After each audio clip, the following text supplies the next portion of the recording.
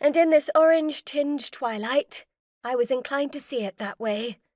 For now, we all had our lives, and optimism was easier to clasp onto, away from the ghastly sights of Sylvia and Marcello's split. The next town over, which I learned was named Dillbasin, was at least an hour of travel away by horseback, but already we were searching for any sign of our friends.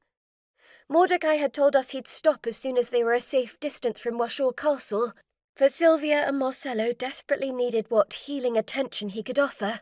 Exhaustion had settled into our bodies, and the aftermath of heightened stress left me like melted butter poured across my saddle.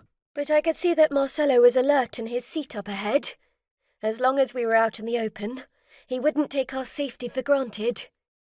Marcello's nephew, whom we were careful not to address by his given name, as it appeared to be the link to Count Washaw's spell over him, rode in the lead.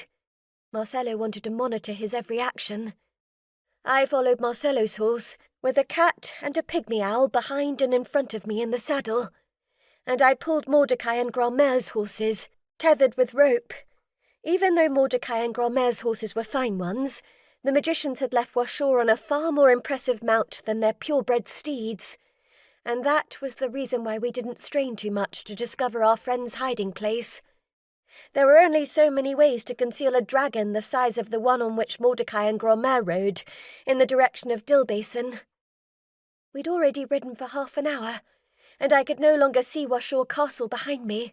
Mordecai might determine the distance safe enough at any moment. The sound of footfalls clopping across the dirt road was all I wanted to hear.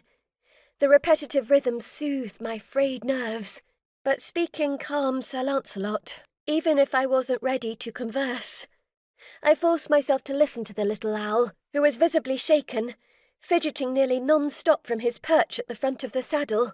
He seemed to have developed a sort of nervous tic,